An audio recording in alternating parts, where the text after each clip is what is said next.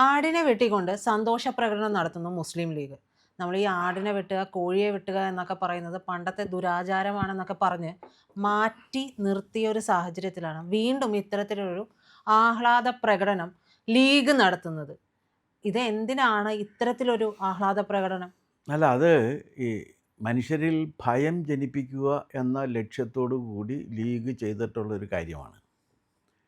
കാരണം ജീവനുള്ള ഒരാളിനെ പ്രകടനത്തിൻ്റെ മുന്നിൽ നിർത്തുക, അങ്ങനെ മുന്നിൽ നിർത്തിയതിന് ശേഷം ഈ ആടിനെ നടു റോട്ടിൽ വെച്ച് മാലോകരെല്ലാം കണ്ടിരിക്കെ അതിൻ്റെ കഴുത്ത് വെട്ടുക, എന്നിട്ട് ആ കഴുത്തും പിടിച്ചുകൊണ്ട് പ്രകടനം മുന്നോട്ട് പോവുക. ഇത് കേരളത്തിൽ ഇതിനു മുമ്പ് നടന്നിട്ടുണ്ടോ എന്നെനിക്കറിയില്ല. ഏതെങ്കിലും ഒരു രാഷ്ട്രീയ കക്ഷി ഇങ്ങനെ ചെയ്തിട്ടുണ്ടോ എന്നും എനിക്കറിയില്ല. ആകെ ഇതിന് തത്തുല്യമായിട്ടുള്ളൊരു കാര്യമുള്ളത്, ആ റിജിൽ മാക്കുറ്റി എന്ന് പറയുന്ന ഒരു കോൺഗ്രസ്സുകാരൻ ഈ ബീഫ് വേണ്ടി ഒരു പശുക്കുട്ടിയെ പരസ്യമായിട്ട് റോട്ടിൽ വെച്ച് വെട്ടിയിട്ട് ബീഫ് വിതരണം നടത്തിയതായിട്ടറിയാം. റിജിൽ മാക്കുറ്റി എന്നാണ് അദ്ദേഹത്തിൻ്റെ പേര്. ആ മാന്യൻ ഇങ്ങനെ ഒരു കാര്യം ചെയ്തിട്ട് ചരിത്രത്തിൽ ഇടം പിടിച്ചിട്ടുണ്ട്. ഇപ്പോൾ പിന്നെ ചരിത്രത്തിൽ ഇടം പിടിക്കാൻ വേണ്ടി വരുന്നത് മുസ്ലിം ലീഗുകാരാണ്. മുസ്ലിം ലീഗുകാർ എന്തിനാണെന്ന് വെച്ചാൽ ആട് ഒരു പ്രതീകമാണ്. എന്നുവെച്ചാൽ നിശബ്ദ ജീവിയാണ്, ആരെയും ഉപദ്രവിക്കാൻ പോകാത്തൊരു ജീവിയാണ്. ആ ആരെയും ഉപദ്രവിക്കാൻ പോകാതെ ഇരിക്കുന്ന അതൊരു ഹിന്ദുക്കളുടെ ഒരു പ്രതീകമായിട്ടാണ് ഇവർ കാണുന്നത്. അപ്പോൾ ആ ഹിന്ദുക്കളെ ഞങ്ങൾ വെട്ടിക്കൊല്ലും എന്ന സന്ദേശം കൂടി നൽകി നമ്മൾ മനുഷ്യരിൽ ഭീതി ജനിപ്പിക്കുക എന്ന ലക്ഷ്യത്തോടെ ആണ് ഇത് ചെയ്തിരിക്കുന്നത് എന്ന കാര്യത്തിൽ എനിക്കൊരു സംശയമില്ല. അല്ലെങ്കിൽ പിന്നെ ആരും ഇങ്ങനെ ചെയ്യേണ്ട കാര്യമില്ല. മതേതര പാർട്ടി എന്ന് പേരെടുത്തിരിക്കുന്ന ലീഗാണല്ലോ, ആ ലീഗാണ് ഇത്തരത്തിൽ ചെയ്തിരിക്കുന്നത്. ഇതിനു മുമ്പ് നമ്മുടെ അരിയും മലരും കുന്തിരിക്കവും കണ്ടു, അമ്പലനടയിൽ പച്ചയ്ക്ക് കത്തിക്കുമെന്നുള്ളതും കേട്ടു. അതിനുശേഷം വന്നിരിക്കുന്നതാണിത്. അല്ല, ഇത് അവർ ജയിച്ചു. ആ ജയിച്ച ആഹ്ലാദ പ്രകടനത്തിൽ അവർ കാണിക്കുന്നത് എന്താണ്?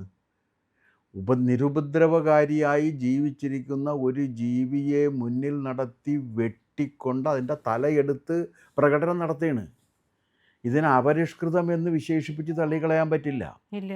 ഇത് ആരെ ഭയപ്പെടുത്തുന്നതിന് വേണ്ടിയാണ് ഇവർ ശ്രമിക്കുന്നത്. ഈ കാര്യത്തെക്കുറിച്ച് മുസ്ലിം ലീഗിൻ്റെ സമുന്നത നേതാക്കളായ തങ്ങൾമാരും കുഞ്ഞാലിക്കുട്ടിയും അടക്കമുള്ളവരും മുസ്ലിം ലീഗിന് വേണ്ടി കുഴലൂത്ത് നടത്തിക്കൊണ്ടിരിക്കുന്ന കുറേ പേരുണ്ടല്ലോ, മാധ്യമങ്ങളിലേക്ക് ഇരുന്ന മാപ്രകൾ. അവരും ഇതിന് മറുപടി പറയേണ്ടതാണ്. അല്ലാണ്ട് അവർക്കൊന്നും ഇതിനകത്ത് ഒളിച്ചു പോകാനായിട്ട് സാധ്യമല്ല. അവരെല്ലാവരും പറയുന്നത് മുസ്ലിം ലീഗ് മതേതര പാർട്ടിയാണെന്നാണ്. മുസ്ലിം ലീഗ് മതേതര പാർട്ടിയേ അല്ല, അത് സമ്പൂർണ്ണമായിട്ടും തെറ്റാണ്. മുസ്ലിം ലീഗ് ഉണ്ടാക്കിയത് തന്നെ മുസ്ലിങ്ങളുടെ താല്പര്യം 1906 ഡിസംബർ 30 ഇതുണ്ടാക്കുന്നത് കോൺഗ്രസ് ഹിന്ദുക്കളുടെ പാർട്ടിയാണെന്നും മുസ്ലിങ്ങൾക്ക് വേറെ പാർട്ടി വേണമെന്നും ആ പാർട്ടിയാണ് മുസ്ലിം ലീഗ് എന്നും ആ മുസ്ലിം ലീഗിൻ്റെ ലക്ഷ്യം എന്ന് പറഞ്ഞു കഴിഞ്ഞാൽ ഒരു മുസ്ലിം രാഷ്ട്രം ഇന്ത്യയിൽ സ്ഥാപിക്കലാണ്. അതെന്തെങ്കിലും കാരണവശാൽ നടന്നില്ല എന്നുണ്ടെങ്കിൽ ബ്രിട്ടീഷുകാർ ചെയ്യേണ്ട ചില നിബന്ധനകൾ വെച്ചു. അതെന്താണെന്ന് വെച്ച് കഴിഞ്ഞാൽ ബ്രിട്ടീഷുകാർ പോകുമ്പോൾ രാജ്യം മുസ്ലിങ്ങളെ ഏൽപ്പിക്കണം. കാരണം ബ്രിട്ടീഷുകാർ വരുമ്പോൾ മുസ്ലിം ഭരിച്ചുകൊണ്ടിരുന്ന രാജ്യങ്ങൾ മുഴുവൻ മുസ്ലിങ്ങൾക്ക് തിരിച്ചു കൊടുക്കണം.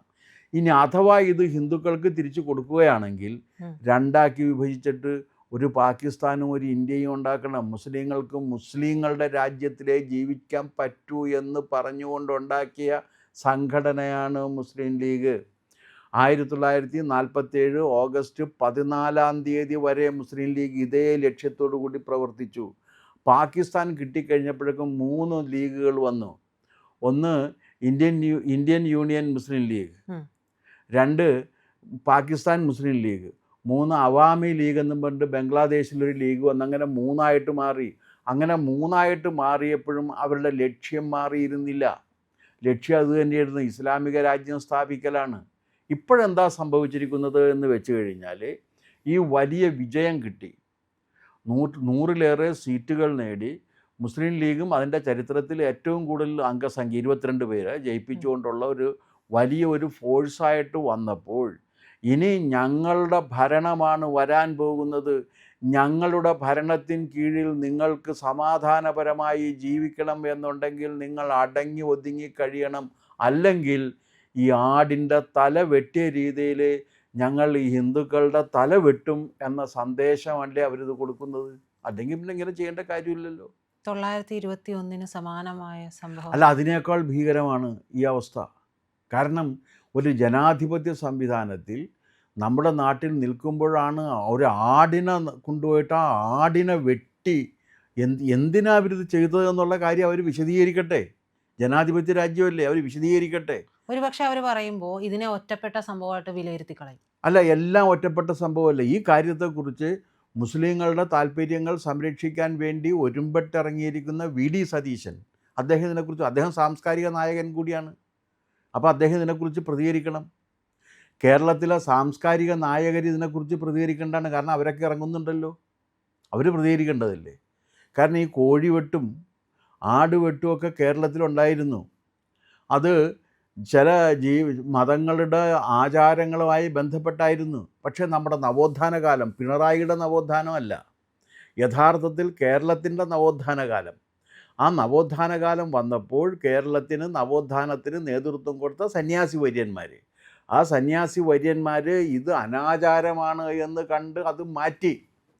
അങ്ങനെയാണ് കോഴിവെട്ടും പിന്നെ എന്താണ് ഈ ആടുവെട്ടും ഒക്കെ ഇല്ലാതെയായത്.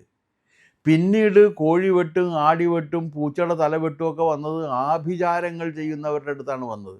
മന്ത്രവാദം ചെയ്തുകൊണ്ട് പ്രശ്നങ്ങൾ പരിഹരിക്കുകയും പ്രശ്നങ്ങൾ ഉണ്ടാക്കുകയും ചെയ്യുകയും മന്ത്രവാദത്തിലൂടെ എളുപ്പത്തിൽ ക്രിയ ചെയ്ത് കാര്യം കാണാൻ വേണ്ടി ശ്രമിക്കുന്നവർ മന്ത്രവാദികളുടെ അടുത്ത് പോവുകയും ചെയ്തപ്പോൾ ആ മന്ത്രവാദികൾ ചെയ്തു എന്നല്ലാതെ വേറെ ആരും ചെയ്തിട്ടില്ല. ഇതിപ്പോൾ രാഷ്ട്രീയ മന്ത്രവാദമാണ് ലീഗ് ചെയ്തിരിക്കുന്നത്. വെറുതെ അല്ല ഇത് വളരെ ഗൗരവമുള്ളൊരു വിഷയമാണ്. ആ ഗൗരവമുള്ളൊരു വിഷയത്തോട് ഇവരുടെ സമീപനം എന്താണെന്ന് അറിയണം. കാരണം ഇത്തരത്തിൽ കേരളത്തിലാണ് സംഭവിക്കുന്നതെന്നും കൂടി നിങ്ങൾ മനസ്സിലാക്കണം. കാരണം താനൂര് അവിടെ വേറെ മുസ്ലിങ്ങളല്ലാത്ത വേറെ ഹിന്ദുക്കളില്ല. അവരെങ്ങനെ സമാധാനത്തോടുകൂടി അവിടെ ജീവിക്കും? എറണാകുളത്ത് ഇപ്പോൾ നമുക്ക് വലിയ പ്രശ്നമില്ലാന്ന് വെക്കാം. പക്ഷേ മലബാറിൽ മുസ്ലിം കേന്ദ്രീകൃതമായ പ്രദേശത്ത് ജീവിക്കുന്ന ഹിന്ദുക്കളുടെ അവസ്ഥ എന്തായിരിക്കും? അവർക്ക് എന്ത് സന്ദേശമാണ് ആടിൻ്റെ തല വെട്ടിക്കൊണ്ട് ഇവർക്ക് കൊടുക്കാനുള്ളത്? ഇത് മുസ്ലിം ലീഗിൻ്റെ നേതാക്കൾ അറിയാതെ നടക്കുമെന്ന് ഞാൻ വിശ്വസിക്കുന്നേയില്ല. മുസ്ലിം ലീഗിൻ്റെ നേതാക്കളുടെ അറിവും സമ്മതത്തോടും കൂടി മാത്രം നടന്നിരിക്കുന്ന ആഹ്ലാദ പ്രകടനത്തിലാണ് ഈ കഴുത്തുവെട്ട് നടന്നിരിക്കുന്നത്. ആടിൻ്റെ കഴുത്ത് വെട്ടിയിട്ട് വിജയാഹ്ലാദം നടത്തുന്ന ഒരു രീതി, ബലി കൊടുക്കുകയല്ലേ, ബലി കൊടുത്തിട്ട് വിജയാഹ്ലാദം നടത്തുകയല്ലേ. എന്നിട്ട് ആ ആടിൻ്റെ തല തൂക്കി പിടിച്ചുകൊണ്ട് നടക്കുന്നു. ആ തൂക്കി പിടിച്ചുകൊണ്ട്. അപ്പോൾ എന്ത് പ്രാകൃതരാണ് ഈ മുസ്ലിം ലീഗുകാർ, ഒന്ന് ആലോചിച്ച് നോക്ക്. ഇവർ ഒരു പരിഷ്കൃത സമൂഹത്തിൽ ജീവിക്കാൻ അർഹതയില്ലാത്ത വിധം പ്രാകൃതമായ മനസ്സോടുകൂടി ജീവിക്കുന്നവരാണ് അവർ. ഇത് നമ്മൾ ജീവിക്കുന്ന ഒരു ജനാധിപത്യ രാജ്യത്തല്ലേ. മൃഗങ്ങളുടെ അവകാശത്തെക്കുറിച്ച് നമുക്ക് സങ്കല്പങ്ങളുണ്ട്. മൃഗങ്ങളെ വെറുതെ കൊല്ലാനും പാടില്ല. ആടിനെ കൊല്ലണം, പശുവിനെ കൊല്ലണം, അല്ലെങ്കിൽ എരുമയെ കൊല്ലണം എന്നുണ്ടെങ്കിൽ സ്ലോട്ടർ ഹൗസിൽ വെച്ചിട്ടാണ് കൊല്ലുന്നത്. അതും ഭക്ഷണം കഴിക്കുന്നതിന് വേണ്ടിയിട്ടാണ്. വിജയാഹ്ലാദ പ്രകടനം കൊഴിപ്പിക്കാൻ വേണ്ടിയിട്ട് ഒരു മൃഗത്തെ കൊല്ലാൻ നമ്മുടെ നാട്ടിലെ നിയമം സമ്മതം നൽകിയിട്ടില്ല. ആഹാരത്തിന് വേണ്ടിയാകാം, ഇത് ആഹാരത്തിന് വേണ്ടിയല്ല. ഒരു രാഷ്ട്രീയ കക്ഷിക്ക് തെരഞ്ഞെടുപ്പിൽ 22 സീറ്റ് കിട്ടിപ്പോയി. ആ 22 സീറ്റ് മുസ്ലിം ലീഗിന് കിട്ടിയതിൻ്റെ അഹങ്കാരം മാത്രമല്ല, ബാക്കിയുള്ള നിശബ്ദരായി ജീവിക്കുന്ന മനുഷ്യരുടെ നെഞ്ചത്ത് ചവിട്ടി നിൽക്കാമെന്ന ദുർമോഹം കൂടി ഇതിനകത്തുണ്ട്. ഇതിനവർ മറുപടി പറയണം. മറുപടി പറയാതെ പാണക്കാട് തങ്ങന്മാർ വെറുതെ അവിടെ ഇരുന്നുകൊണ്ട് മറ്റേ അരി ഓതി കൊടുത്ത് ചില്ലറ ഉണ്ടാക്കിയാൽ മാത്രം പോരാ, ഇതിന് മറുപടി പറയണം. അവരാണെങ്കിൽ ലെബനിൽ നിന്ന് വന്നിട്ടുള്ളവരാണെങ്കിൽ, മലയാളികളൊന്നുമല്ല അവർ, ലെബനിൽ നിന്ന് കുടിയേറി പാർത്തിട്ടുള്ളവരാണ്. ലെബനനിൽ ഇങ്ങനെ രാഷ്ട്രീയ പാർട്ടികളുടെ പ്രകടനത്തിൽ ആടിനെ കൊല്ലുന്ന പരിപാടി ഉണ്ടോ എന്ന് എനിക്കറിയില്ല. ലെബനനിൽ ഇവർ ലെബനിൽ നിന്ന് ഇവിടെ വന്ന് കുടിയേറി പാർത്ത് നിൽക്കുന്ന കക്ഷികളാണ് ഇവിടെ. അല്ലാണ്ട് ഇവർ ഇവിടുത്തുകാരല്ല, കുടിയേറ്റക്കാരാണ്. കുടിയേറി ഇവിടെ വന്നു കഴിഞ്ഞപ്പോഴേക്കും മുസ്ലിങ്ങളുടെ നേതൃത്വം ഏറ്റെടുക്കുകയാണ് ചെയ്തിട്ടുള്ളത്. ഇതിങ്ങനെ വലിയ അപകടത്തിലേക്കാണ് നമ്മുടെ രാജ്യം പോയിക്കൊണ്ടിരിക്കുന്നത്. കാരണം തെരഞ്ഞെടുപ്പ് കഴിഞ്ഞ 2-ാം ദിവസം ഈ രാജ്യത്തിന് മുസ്ലിം ലീഗ് നൽകുന്ന സന്ദേശം, ഞങ്ങൾക്ക് 22 സീറ്റുണ്ട്, ആ 22 സീറ്റ് വെച്ച് ഗവൺമെൻറ്റിനെ നിയന്ത്രിക്കാൻ പോകുന്നത് ഞങ്ങളാണ്, അങ്ങനെ ഞങ്ങൾ ഈ ഗവൺമെൻറ്റിനെ നിയന്ത്രിക്കുമ്പോൾ നിങ്ങൾക്ക് ജീവിക്കണം എന്നുണ്ടെങ്കിൽ ഞങ്ങൾക്ക് അടങ്ങി, ഞങ്ങൾ പറയുന്നത് കേട്ട് അടങ്ങി ഒതുങ്ങി ജീവിക്കുക, ഇല്ലെങ്കിൽ കഴുത്ത് വെട്ടും എന്ന സന്ദേശമാണ് താനൂരുള്ള ജനങ്ങൾക്ക് കൊടുത്തിരിക്കുന്നത്. താനൂർ വേറെ ആൾക്കാരുണ്ടല്ലോ, ഇവർ മാത്രമല്ലല്ലോ ഉള്ളത്. അവർക്ക് കൊടുത്തിരിക്കുന്ന സന്ദേശം ഇതാണ്. അതല്ലെങ്കിൽ ഇങ്ങനെ ഒരു പ്രകടനം നടത്തുന്നത് എന്തിനാണെന്നുള്ള കാര്യം അവർ പറയട്ടെ. ഇത് പറയണ്ടേ? അതെ. അതെന്തുകൊണ്ട് പറയുന്നില്ല? അപ്പോൾ UDF നേതാക്കളും മറ്റ് രാഷ്ട്രീയ കക്ഷികളും സാംസ്കാരിക ലോകവും എല്ലാം ശ്രദ്ധിക്കേണ്ടതാണ്. മാർക്സിസ്റ്റ് പാർട്ടി പ്രത്യേകം ശ്രദ്ധിക്കണം. കാരണം എന്താണെന്ന് വെച്ചാൽ അവർ നവോത്ഥാനം നടപ്പിലാക്കാൻ നിയുക്തരാക്കപ്പെട്ടവരാണല്ലോ. ഉം. ഇതാണോ അവർ കാണുന്ന നവോത്ഥാനം? അവർ പറയട്ടെ.